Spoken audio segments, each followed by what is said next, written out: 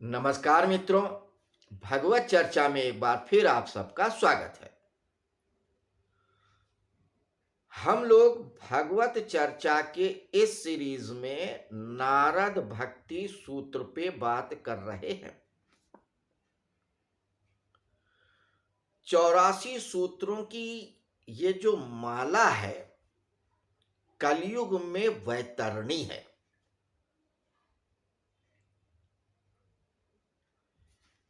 ये भक्ति सूत्र नहीं है, संसार के भाव सागर से, इस संसार रूपी सागर से पार कराने का एक सबसे सहज और सरल माध्यम है। आज इस युग में जब व्यक्ति के पास वक्त नहीं है भोजन करने के लिए भी, तो भजन के लिए वक्त कहां से मिलेगा। भजन का तात्पर्य ध्यान करे, प्राणायाम करे, मंत्र सिद्धि करे, गुरु के पास जाए, उनकी सेवा करे और फिर कहीं ज्ञान प्राप्त करे। ऐसे में भक्ति ही एक ऐसा साधन है, एक ऐसा मार्ग है जिससे आप परम सत्य का अनुभव कर सकते हैं। नारद मुनि ने उसी भक्ति मार्ग पे 84 सूत्र दिए हैं। बार बार मैं ये बात क्यों दोहराता हूं? इसलिए कि हम लोगों को लगता जरूर है कि हमें पता हो गया है, सुन लिया है, लेकिन भूल जाते हैं। हम लोगों की स्मृतियां बहुत कमजोर होती हैं। अगर भूले भी नहीं रहते हैं तो सिर्फ याद के किसी कोने में पड़ी रहती है वो बात, जीवन में नहीं उतरती। जीवन में उतरे इसलिए बार बार करते हैं। लोग भगवान का नाम क्यों बार बार लेते हैं, कहते भी हैं, सिर्फ इसलिए कि जितनी बार लोगे उतनी बार स्मरण रहेगा कि आपसे ऊपर भी कोई शक्ति है जो आपसे ज्यादा शक्तिमान है, जिसने संसार को बनाया है। खैर, तो हम लोग 84 सूत्रों की इस माला में 59 सूत्रों तक बात कर चुके हैं। चर्चा ये चल रही थी कि भक्ति सबसे सुलभ मार्ग है। 58वें सूत्र में उन्होंने क्या कहा था नारद मुनि ने? अन्यस्मात् सौलभ्यम भक्तो, अन्य मार्गों की अपेक्षा भक्ति सुलभ मार्ग है। हम ही सुलभ नहीं है। भक्ति तो इतनी सुलभ है जैसे सूर्य, आंख खोलो सूर्य सामने खड़ा है, रोशनी है। आप थोड़ा सा फेफड़ों को फैलाओ, हवा आपके अंदर है श्वास के रूप में, लेकिन थोड़ा सा तो आपको श्रम करना ही होगा। तो भक्ति में सिर्फ इतना ही करना है, स्मरण करना है और समर्पण करना है। भक्ति उपलब्ध है। नहीं स्मरण में कोई पैसा लगता है और ना ही सरेंडर यानी कि समर्पण में लगता है, न वक्त लगता है। स्मरण करने में कोई वक्त लगता है? नहीं लगता, कर लिया याद। समर्पण करने में भी कुछ नहीं लगता है, कर दिया। बस आपके मन में उठ जाए कि इसके सामने समर्पण करना है, बस इतना ही करना है और भक्ति उपलब्ध है। बाकी और मार्गों में तो बहुत कुछ करना पड़ता है। तो भक्ति की एक ये भी विशेषता है कि ये सुलभ है, हम ही सुलभ नहीं है। फिर वो कहते हैं 59वें श्लोक में कि प्रमाणांतर स्यान अपेक्षात्वा स्वयं प्रमाणत्वात्, कि भक्ति को किसी प्रमाण की जरूरत नहीं है। भक्ति को किसी प्रमाण की जरूरत नहीं। प्रमाण का मतलब होता है जिससे कोई बात सिद्ध हो। भक्ति स्वयं प्रमाण है। भक्ति स्वयं प्रमाण है, सिद्ध करने की जरूरत ही नहीं है। अब 60वें सूत्र में क्या कहते हैं ये देखिए। शांति रूपात परमानंद रूपाच, शांति रूपात परमानंद रूपाच। सुलभ तो है ही है और इसको प्रमाण की जरूरत नहीं है। इसके अलावा इसकी विशेषता यह है कि भक्त को शांति और परमानंद का भी अनुभव कराती है। शांति रूपात परमानंद रूपात। आज का व्यक्ति बहुत अशांत हो गया है, मन बड़ा अशांत अशांत रहता है, चित्त ठिकाने में नहीं है। इस प्रकार की बात आप अक्सर सुनते होंगे। और मन ठिकाने आए, चित्त शांत रहे, इसके लिए वो लोग बड़े बड़े मठों में जा रहे हैं, आश्रम में जा रहे हैं, गुरुओं पास जा रहे हैं। जिनके पास पैसा है, जिनके पास नहीं है, वो छोटे मोटे गुरुओं पास जाते हैं, ध्यान कर रहे हैं, आंख बंद करे हैं और बस शरीर सीधा करके बैठे हैं घंटों, लेकिन मन शांत नहीं हो रहा है। मन का बंदर उछल कूद कर ही रहा है, लग ही नहीं रहा है ध्यान। तो ध्यान भी तब लगेगा जब मन शांत रहेगा। मगर भक्ति का क्या है कि आपने भक्ति कभी भी कर लिया, कहीं भी कर लिया, आपका मन शांत हो जाएगा और आपको आनंद की सृष्टि हो जाएगी। आप जाके देख लीजिए, आप भी देखते होंगे, कई बार आप देखते होंगे लोकल ट्रेन पे या ट्रेन पे लोग बैठे हैं, जहान मजीरा करता चल रहा है, कुछ नहीं तो ट्रेन के डब्बों को ही बजा करके, किताब को ही बजा करके, बैग को ही थाप दे करके अपना गा रहे हैं, भजन कर रहे हैं, आनंदित हैं। सड़क किनारे हैं, बीड़ी वाले, मजदूर वाले, कुछ भी ठेले वाले भी शाम को रात में बैठ गए, अपना भजन कीर्तन कर रहे हैं। कितना आनंद है। उतना आनंद तो आपको बड़े बड़े मठों में जाके भी नहीं मिलता होगा, घर में भी बैठ के नहीं मिलता होगा, कुछ भी कर लीजिए, क्योंकि भक्ति का रस ही ऐसा है। आप में से भी बहुतों का अनुभव हुआ होगा कि घर में कोई कथा हुई, रामचरितमानस का पाठ हुआ, भजन कीर्तन हुआ, आप देखिए आप भी झान मजीरा लेकर के गाने लगते हैं, नाचने लगते हैं, झूमने लगते हैं। कितना रस रहता है, कितना आनंद रहता है जब आप कुछ घंटों के लिए, कुछ मिनटों के लिए आप भक्ति के रस में डूबते हैं। तो ये प्रमाण है, अपने आप में प्रमाण है कि जब भी आप भक्ति में डूबेंगे तो प्रमाण देने की जरूरत ही नहीं, आनंद अपने आप मिल जाएगा, चित्त शांत हो जाएगा। तो आप जाइए, मंदिर में जाइए, जहां भजन कीर्तन होता है, देखिए लोग गा रहे हैं, बजा रहे हैं, नाच रहे हैं, जगराता होता है। क्यों औरतें नाचने लगती हैं, आदमी लोग नाचने लगते हैं? क्योंकि उसकी मस्ती ही ऐसी होती है भक्ति की। तो जब जगराता होता रहता है या मंदिर में भजन कीर्तन होता रहता है तो व्यक्ति अपने आप डूब जाता है।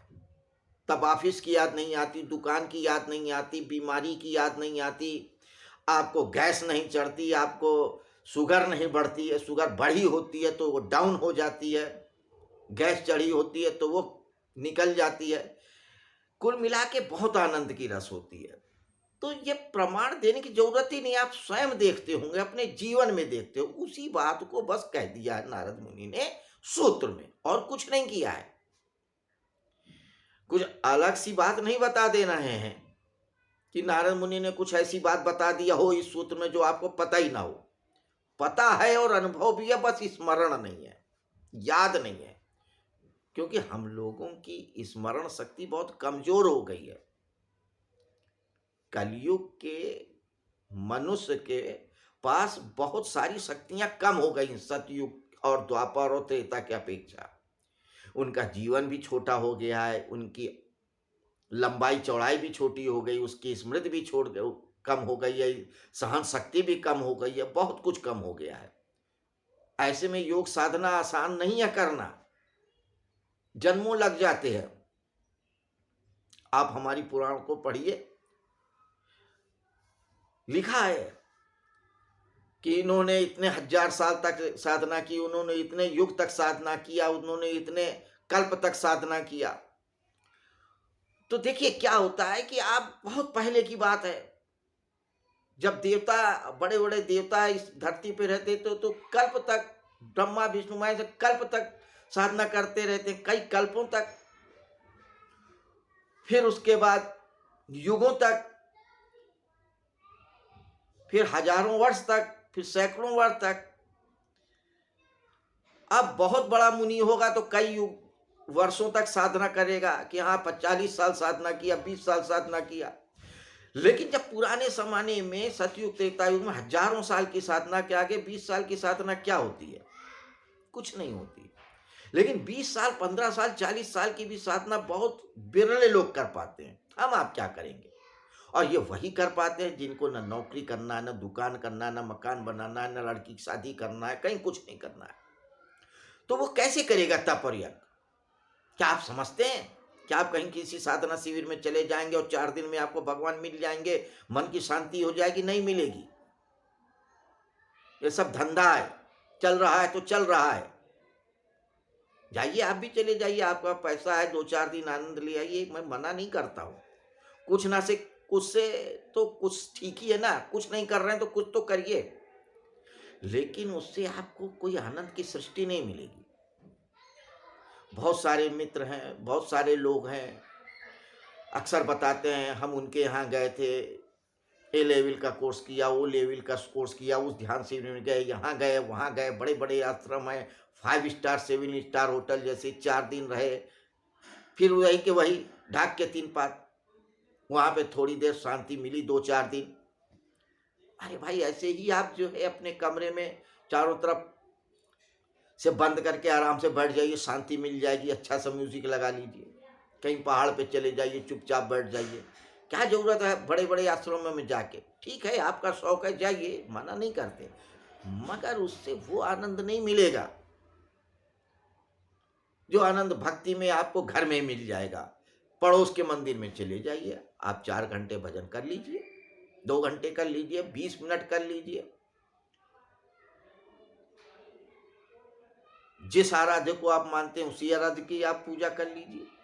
क्योंकि भगवत गीता में भगवान कहते हैं किसी भी देवता की पूजा करो, सब मुझी को मिलेगी, पहुंचेगी मुझी को।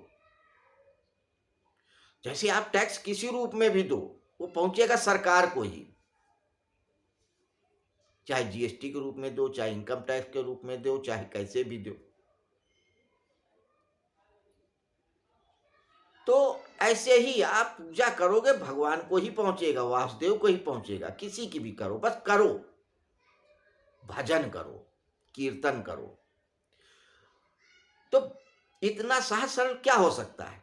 रुपया नहीं लगना, पैसा नहीं लगना, कहीं आना नहीं, कहीं जाना नहीं, किसी के चरण नहीं चापने हैं, किसी को गुरु नहीं बनाना है, किसी के आदेश का पालन नहीं करना है, कोई नियम नहीं है, कोई संकल्प नहीं है। बस मन में आ जाए, मौज उठे, मौजी मौज फकीर आदि, आप भजन करने लगिए। हरे राम हरे राम हरे कृष्णा, या जो भी नाम आपका हो, आपको देखिए कितना आनंद है। लेकिन उसमें शर्माइए नहीं, संकोच मत करिए, झूमिए, गाइए, नाचिए, स्मरण करिए, आप देखिए कितना आनंद आएगा। लेकिन करिए। सिर्फ इन सूत्रों पे व्याख्या सुन लेने, पढ़ लेने, यूट्यूब को देख लेने से कुछ नहीं होगा, करने से होगा। भगवान की प्राप्ति के लिए करना ही पड़ेगा। और जब करना पड़ेगा तो बहुत कठिन कठिन साधन है, लेकिन भक्ति ऐसा है जिसमें ना के बराबर करना है, बस समर्पण करना है, बस मन में स्मरण कर लेना है, कुछ नहीं। आप बैठे रहिए, ट्रेन पे बैठे रहिए, आप आंख बंद कर लीजिए, स्मरण करिए, पूरे भाव से, पूरे मनोयोग से देखिए। तो इसीलिए नारद मुनि कहते हैं शांति रूपात परमानंद रूपाच, ये शांति भी देता है और परम आनंद भी देता है। कोई जरूरत ही नहीं कि आप डॉक्टर के पास जाइए और कहिए कि डॉक्टर साहब देखिए, मुझे जो है बिल्कुल बेचैनी रहती है, मन में शांति नहीं रहती है, उलझन बनी रहती है। आप जाइए, डॉक्टर पास जाएंगे, 4 घंटा लाइन लगाएंगे, 500 रुपये 1000 रुपये फीस देंगे, फिर 2000 4000 बाद 15000 की दवाई लाएंगे, खाएंगे, फिर आप जाएंगे कि साहब डॉक्टर साहब थोड़ा आराम मिला, उतना नहीं आराम मिला जितना आप कहते थे। और वो उपाय नहीं करेंगे जिसमें 1 रुपया नहीं लगना है, किसी से पूछना नहीं, जांचना है, कुछ नहीं, करके तो देखें महाराज, भक्ति करें तो किसी भी रूप में करें, कैसे भी करें, नियम बना लें 10 मिनट। लेकिन भक्ति का ये अर्थ नहीं यहाँ पे कि बस सवेरे उठे और 2 मिनट के लिए ओम ओम ओम करके अगरबत्ती सुलगाई और दिया जलाया और दो चार जो लाइनें याद आई उतना कर लिया। तो जितना करेंगे बस उतना ही मिलेंगे, वो तामसिक भक्ति है। इससे कुछ नहीं मिलना जीना। ये सिर्फ आपको एक परंपरा निभाने की बात है, उससे आपको कुछ मिलेगा नहीं। सिर्फ इतना मिलेगा कि एक आदत बनी रहेगी, आपके मन में रहेगा कि हाँ, ईश्वर की पूजा करनी चाहिए, भगवान की भक्ति करनी चाहिए, और कोई लाभ नहीं होगा। अगर लाभ हो जाए तो परमात्मा की कृपा। मगर आप अगर 10 मिनट, 15 मिनट, आधा घंटा, किसी समय दो चार मित्रों के साथ बैठ के, अकेले में बैठ के भगवान को याद करके पूरे मन और प्राण से भजन करें, स्वयं पता लगेगा कि उससे कितनी शांति मिलती है, कितना आनंद मिलता है। और तब आप भी नारद जी की तरह कहेंगे कि भक्ति सुलभ है, भक्ति स्वयं प्रमाण रूपा है, और भक्ति से शांति भी मिलती है और आनंद मिलता है। ये तीनों सूत्र आपके सामने अपना अर्थ खोल के रख देंगे। मगर बात इतनी सी है, करें तो उम्मीद है आप लोगों को इस सूत्र की जो चर्चा आज हुई है कुछ समझ में आया होगा शाब्दिक रूप से। बाकी तो जब आप करेंगे तब अर्थ मिलेगा। खैर, तो कल फिर मिलते हैं 61वें सूत्र पे चर्चा करने के लिए। तब तक के लिए आपसे हम आज्ञा चाहेंगे। नमस्कार, शुभ रात्रि।